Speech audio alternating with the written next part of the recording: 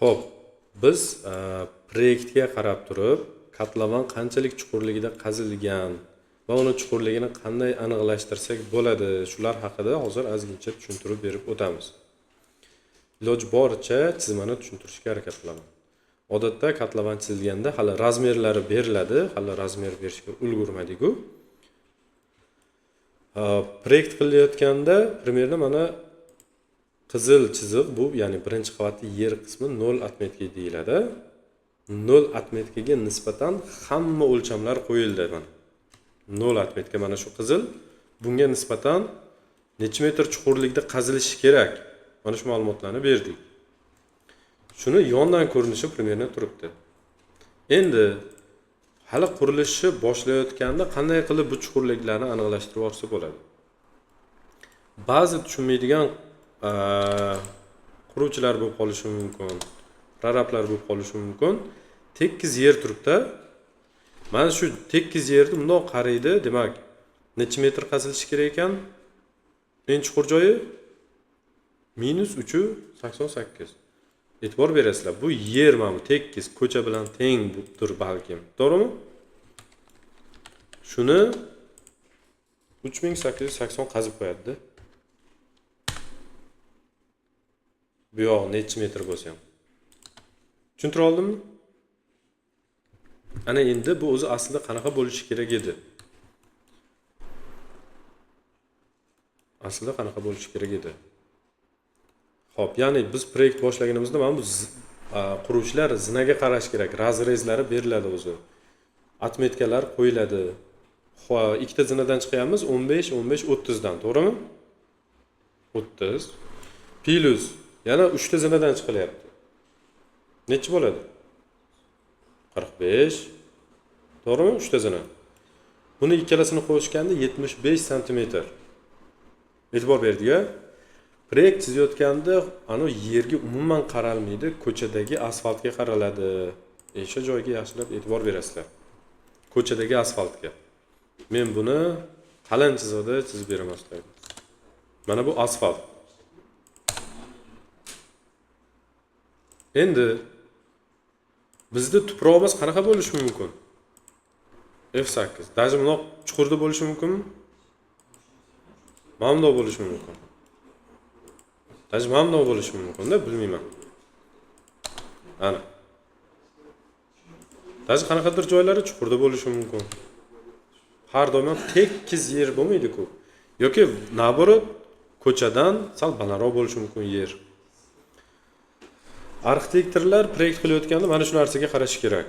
Ko'chani asfalti qanaqa holati? Tushundinglarmi? O'shanga qarab hovlini ko'tarish kerak bo'ladi. Misol, asfalt holati yaxshi bo'ladigan bo'lsa, biz ikkita dona zina tavsiya beramiz. Sabab, bu asfalt buzilgandan keyin asfalt qilinadi. Mana bu hovli asfaltdan pastda qolib ketmaydi. Mana shu ikkita dona zinaga 30 sm ga agar asfaltli ko'cha bo'lsa, kerak bo'lsa 100 yil vaqt ketadi. 100 yildan ko'p vaqt ketadi hovli chuqurda qolib ketishiga. Tushuntira oldimmi? Endi mabodoga tuproqli bo'lsa-chi, yangi mahalla bo'ladi-ku. Tuproqli bo'ladigan bo'lsa, bemalol biz 50 sm kerak bo'lsa 60 sm baland beramiz vaziyatiga qarab. Sabab bu yoqda sheben tashaladi. Shebenning ustidan misol uchun preslab, ya'ni shag'al tashaladi, sheben tashaladi ustidan, keyin asfalt qilinadi. O'zi qancha ko'tarilib ketyapti-da. Ba'zi yangi mahallalarda ba'zi hovlilar даже pastda qolib ketib qoladi o'sha narsani inobatga olmagani uchun.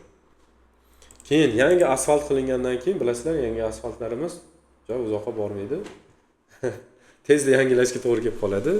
Keyin yana asfalt bo'lib, chuqurda qolib ketadi hovli. Bu degani qor yomg'ir suvlari sizning hovlingizga kelaveradi. O'shaning uchun deylik, bizda asfalt holati yaxshi. Men proyektimizni tushuntiryapmiz-da endi. Birinchi quruvchilar nima qilish kerak? Agar yon atrofida qurilgan uylar bo'lsa, o'shanga belgi chizib qo'yadi, nolni topib olib. Agar u bo'lmasa, bitta qoziq qoqiladi kerakli joylarga. Bir ikkita.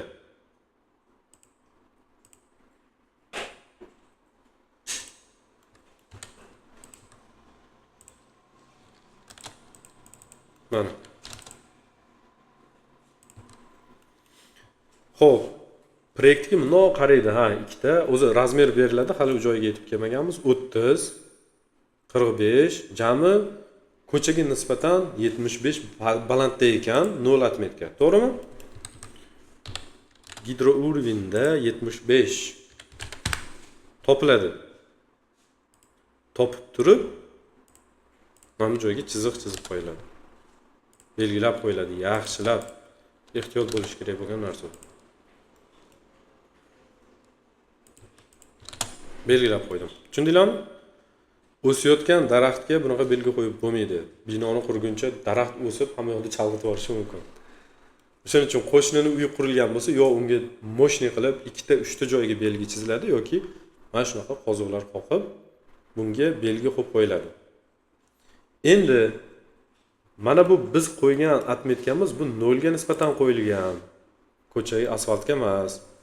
O'shaning uchun 0 ga nisbatan 388 mi? Mana.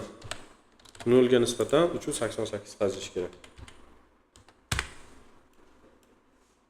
Qanchalik xato qazib tashladi o'zi tushunmagan quruvchilar.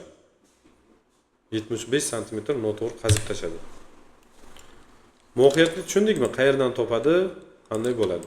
Demak, mana shu joygacha qaziladigan bo'lsa, eng chuqur joyi to'g'ri qazilgan bo'lar ekan. Bu yerda biz polni kotlovani qanaqa chegarada qazilishi kerak, razmerlari bo'yicha berib qo'yamiz. Mana bu yer qismi 0 ga nisbatan 358 bo'lishi kerak ekan.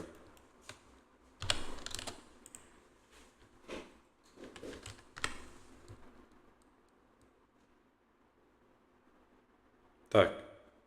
Kechirasizlar, o'zim ham sal qilsa xato qilishimga oz qoldi. Xullas, padushka tushadigan joy mana shunaqa, yer qismi mana bunaqa ketaverar ekanda. Bundan eniga necha metr ketadi, hammasi planda ko'rsatilgan mana. Bu yerda ko'rsatiladi, mana planda ko'rsatiladi. Mana shu atmetkalarga qarab turib, keyin bemalol qazisa bo'ladi. Hovlini urvini 65 sm deyapmiz 0 ga nisbatan. To'g'rimi? Bu degani 65 sm qazilishi kerak degani. Aslida u nima qilinadi? To'ldiriladi. 0 ga nisbatan 650 desam. Ko'ryapsizlarmi ahvolni? Bu degani shu tuproq bilan, shag'al bilan mana shunday to'ldirib chiqish kerak bo'ladi. Hovlini urvini. Ana ustidan keyin buni 10 sm shibin, 10 sm ga bruschatka stяжка qilsa, keyin точно yetib boradi. Demak, mana shu joyda ba'zilar adashib zinalarni yo'q ko'paytirib qo'yadi yoki hovlini pasaytirib qo'yadi. Savollar bo'lsa, izohlarda yozaverasizlar. Stop.